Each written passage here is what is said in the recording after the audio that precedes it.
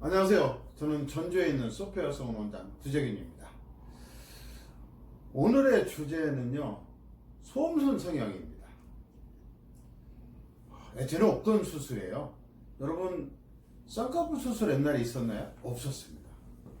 예전에 뭐 이렇게 그 미인도를 그렸던 화가들 그림을 자세히 살펴보면 쌍꺼풀에 있는 여성들 거의 못 보거든요.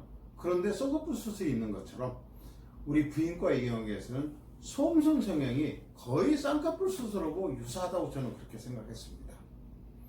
없던 수술입니다. 그런데 근자에 와서 엄청나게 많은 여성들이 이 소음순 성형에 대해서 관심을 가지고 있습니다. 그게 우리나라에서 불었던 바람이요, 이제는 중국으로, 그 다음에 미국으로까지 많이 번져가지고 외국에서도 이 외음부 소음순 성형에 대한 관심이 무척이나 높다고 그럽니다. 자, 소음순 성형은 왜 하느냐? 두 가지 이유입니다. 하나는 좀 예쁘게 보이게 해야죠. 쌍꺼풀이 그렇잖아요. 그리고 또 하나는요, 불편해서 합니다.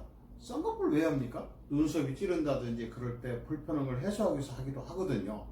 그래서 이 소음순 성형은 불편한 것과 예쁘게 보이기 위한 걸 갖다가 같이 만족시키기 위해서 하는 것이 바로 소음순 성형입니다.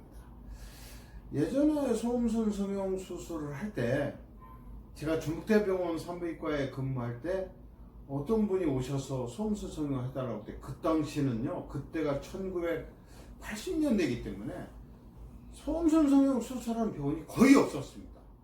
그런데 이분이 오셔서 그런 요구를 했을 때 제가 참 어이가 없어가지고요, 왜 소음순 성형 하려고 합니까? 그랬더니 이분이 군산에서 오셨는데, 그 당시에 이제 지금도 미군 부대가 있었지만 그 당시에도 그 미군 부대에서 흘러나온 그 포르노 비디오, 그걸 보면서 저도 깜짝 놀랐어요. 자기 남편하고 같이 그걸 보는데 남편이 그랬다는 거예요. 아, 저 배우의 소음순 외음부는 저렇게 예쁘게 생겼는데 당신 것은 왜 그러냐. 그래서 그걸 갖다 예쁘게 만들어 달라고 저한테 왔다는 거예요. 저는 그때 굉장히 대학 교수로서 저로서는 도저히 이해할 수가 없어서, 아니 부모님으로부터 받은 걸 왜 수술합니까 하면서 제가 점잖게 타일러서 보낸 적이 있었거든요. 그 당시에 제가 만약에 그 소음순 성형 수술을 하기 시작했다면 아마 우리나라의 효시가 됐을 거라고 저는 그렇게 생각합니다. 그런데 이제 막상 대부분은 소음순 성형을 안 합니다. 그런데 2012년도에 요실금을 주제로 하는 여성의원을 하다 보니까 요실금뿐만 아니라 젤 성형이도 그렇고 레이저도 그렇고 소음순 성형에 대한 요구가 많더라고요. 그래서 이제 본격적으로 소음순 성형 수술을 하기 시작했는데, 당시에 사용했던 수술기구는 이런 겁니다. 이 수술기구가요, 샵켈리라고 하는 거고요, 그리고 이것은 모스키토라고 하는 겁니다. 이 두 가지 수술기구는요, 소음순을 한 번에 이렇게 잡을 수가 없어요. 이렇게 잡고 저렇게 잡고 저렇게 잡고, 그러다 보면 수술 후에 막 톱니바퀴처럼 너무 안 예쁘고 미흡게 생깁니다. 그리고 얘는 각도가 틀려가지고 얘도 수술하기가 불편한 수술기구입니다. 그래서 제가 소음순 친구라고는 이런 수술기구를 개발했습니다. 원래 이제 수술기구를 개발하면 그 수술기구를 발명한 의사의 이름을 붙여줍니다. 그래서 뭐 잘 보이실 줄은 모르겠지만 여기에 닥터 두라고 해서 이렇게 찍혀 있죠. 이것은 제가 발명했기 때문에 제 이름을 붙인 겁니다. 이 두 개를 가지고요, 일단 소음순에다가 마취 연고를 듬뿍 발라서 1차 마취를 시키고, 그 다음에 이제 주사 마취를 한 다음에 충분히 마취가 되고 나면 이 수술기구 두 개를 가지고 양쪽 소음순을 어떻게 디자인할 것인가를 갖다가 이렇게 잡아서 자국을 내는 겁니다. 얘를 가지고 자국을 내서 그 다음에 이제 한 30초 정도 잡아놓으면 자국이 생기거든요. 그럼 그걸 풀고 난 뒤에 거기를 베살리우스라는 그 장비, 바이폴라라고는 고주파가 나오는 장비입니다. 온도가 한 50도밖에 안 올라가기 때문에 기존의 다른 전기 소잡기, 전기 수술기구는요, 주변의 조직을 너무 많이 손상시켜가지고 적합하지 않더라고요.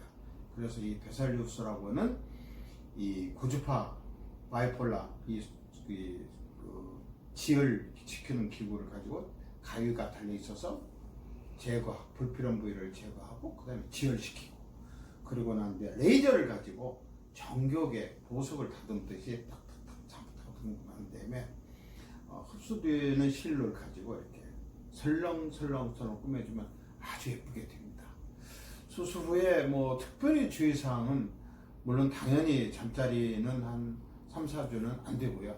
더 중요할 것은 말을 탄다거나 자전거를 탄다거나 그런 것은 안 됩니다. 왜냐하면 변형이 될 수 있기 때문에. 그래서 그렇다고 뭐 일상생활에는 전혀 지장이 없습니다. 수술 직후에 바로 일어나서 돌아다니면 되고요.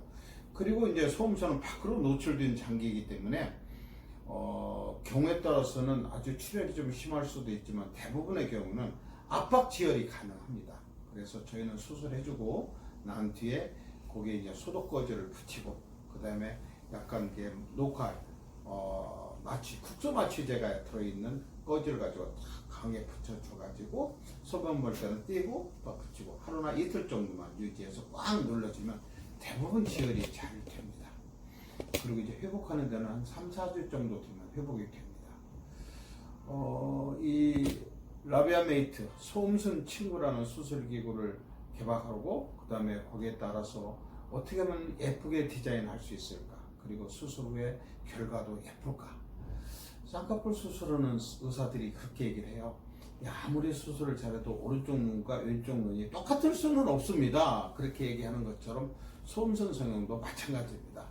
양쪽 소음선이 똑같을 수는 없지만 그래도 거의 유사하게, 그리고 예쁘게 하는 것이 이쪽 전문으로 하고 있는 소피아 성원 주재균 원장이 해야 할 일이고, 저희 병원은 사람의 생명과 직결되는 일은 하지 않지만 여성들의 삶의 질을 좋게 만들어주는, 다시 말해서 여성들의 행복을 디자인하는 그런 여성원이 되겠습니다. 이상 전주에 있는 소피아 성원인의 주재균 원장이 오늘은 소음선 성형에 대해서 얘기를 했고, 그리고 소음선 성형을 하면서 경우에 따라서는 위에 있는 크리토리스 음액 부분도 예쁘게 또는 잠자리 할 때 좀 예민하게 만들어주는 수술도 같이 할 수 있다는 것을 알려드립니다.